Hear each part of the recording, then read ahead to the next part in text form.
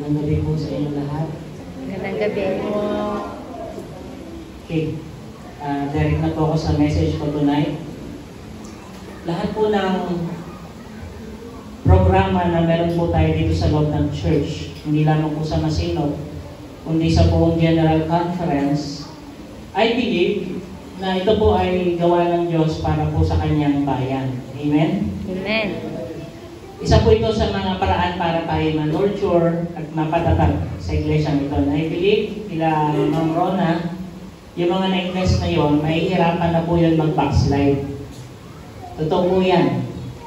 This training is about leadership. Hindi lamang po ba sa leadership, kundi spiritual leadership. So ano yung matuturo sa atin ng Master Guide sa Masinop Church? Tinuturo nito yung value of obedience. Ang obedience po ay isang essential aspect ng isang Kristiyano. Kapag obedient ka, may trust ka. Tama po ba? Kaya madalas nag-aaway sa family o kaya sa church kasi hindi masunurin. Nagkakanya-kanya at halos lahat gusto ay maging taga-utos na lang, ayaw ng taga-sunod. Well, sa Master Guide, tinuturuan tayo paano maging masunurin. Kapag tayo ay lumalaban sa mga kapwa nating leaders at tayo tinitrain pa lang, ibig sabihin, nakikita na yung hindi natin pagiging good quality na leader na tinatayo ang ating sarili sa isang pundasyon. Meron tayong tinatawag na mga trust issues kasi hindi natin ganun kakilala ang mga nag-lead sa atin. So kapag ikaw ay obedient, meron kang respect. Ito po ay tinatawag natin na God-fearing persons. Merong quality. Kaya pag ikaw ay tatanggap ng suitor, dapat ang tatanungin mo, hindi kung may kotse ka ba, may trabaho ka ba, o anong family name mo, kundi God-fearing ka ba? Okay? Kasi pag obedient ka, ito yung tinatawag nating act of worship. Nakikita ang pagmamahal. Tama po ba mga nanay? Kapag ka si tatay ay masunurin sa nanay, nakikita yung pagmamahal ni tatay. At ganoon din si nanay. Kapag ka masunurin kay tatay, nakikita yung pagmamahal ng nanay. Ganoon din sa mga anak. Pag yung mga anak masunurin sa kanilang mga magulang, that is an act of worship to God. Because it is impossible to worship without being obedient to God. And it is also impossible to love God without being obedient to God. John 14:15, if you love me, keep my commandments. Alam niyo po, ang pagsunod, nakakahaba ng buhay yan. Tama, mali? Sabi ng nanay ko nung bata ako, ang anak na hindi nakikinig sa magulang, may nangyayaring masama. Naku, tinandaan ko yun. At sa tuwing ako'y tatakas sa bahay, pupunta akong bukid, kasama ng mga kaibigan ko, may nangyayari talagang masama. Sabi po sa Deuteronomy 28, kapag tayo masunurin, merong blessing si Lord. At sa mga masuwayin, merong sumpa.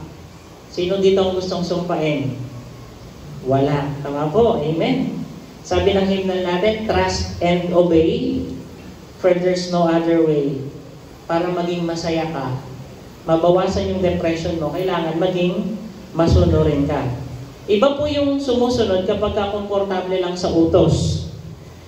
Kaya dumadami po yung relihiyon kasi ayaw nilang sumunod sa lahat ng utos ng Diyos. Paano natin makikilala sa loob ng church ang isang reklamador na miyembro? Paano? Utusan mo. Tama ba? Pag inutusan mo, lalo na hindi komportable sa kanya, magmumurmur na po yan. Sa Ten Commandments, ang determination ng tunay na religion dapat po ay masunurin. Kaya ang reklamador ay merong kapatid. Ang kapatid niya ay matigas ang ulo.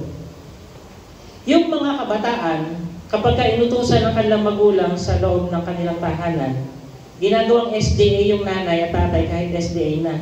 Sasabihin, wait lang, saglit lang po, At pagka ganado-ganado pa yung anak, kayo na lang po kaya. Nag-suggest pa sa magulang, ano?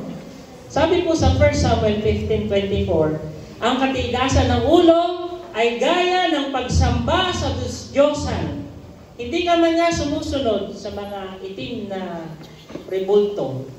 Pero kung matigas naman ang ulo mo, para ka na rin sumamba sa Diyosan. Revelation 14:12, ang palatandaan po ng isang taong banal, masunurin. Okay?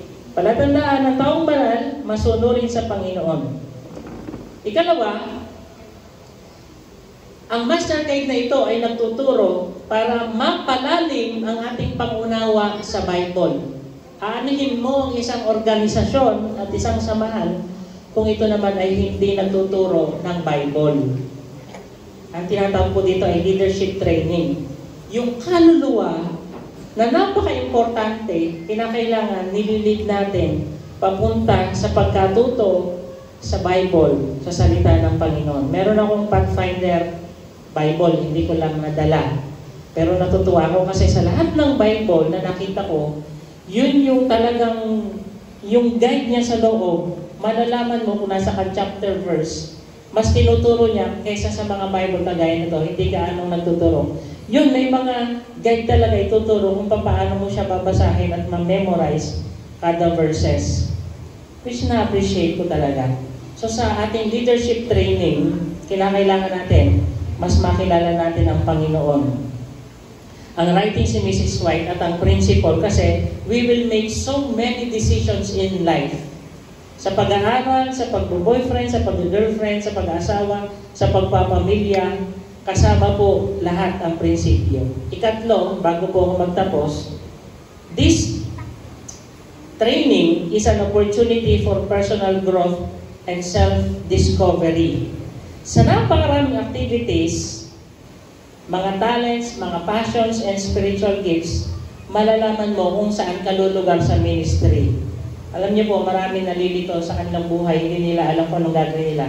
Anong kurso nila, saan sila titira, anong gagawin nila, anong trabaho nila.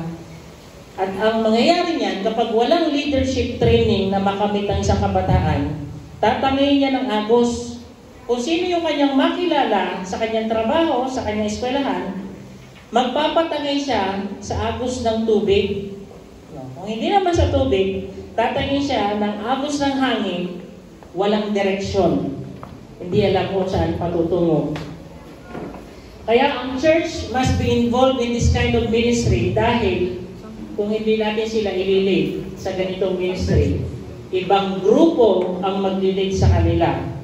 Maaaring iyan ay fraternity, o kaya ay sorority, o kaya ay mga kaibigan palayo sa leadership training na ginagawa kagaya ng sa Master Guide. Kaya hindi lahat para dito, sabi nga po ng ilan, hindi naman po lahat pinanganak na leader. Kagaya ko po mga kapatid, hindi po ako pinanganak na leader. My only passion is to preach the gospel. Hindi po ako magaling sa social night, hindi ako magaling gumawa ng program at sa pagtayo sa harap.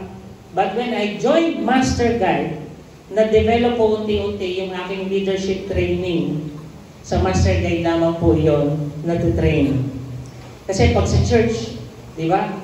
Yung AY leader, isang taon, training yan, napabuti. Pero hindi lahat nagkakaroon ng chance na mag-lead as an AY leader. But if you're a Master Guide, you are given a chance na lahat kayo ay mag-participate at mag-lead sa iglesia, sa church natin. So, na-develop unti-unti yung skill ng leadership. Kaya binibigyan po tayo ng possibility na mag-develop kahit hindi po tayo pinanganak na leader. And the most important leadership is to lead them to Christ. Magandang gabi po.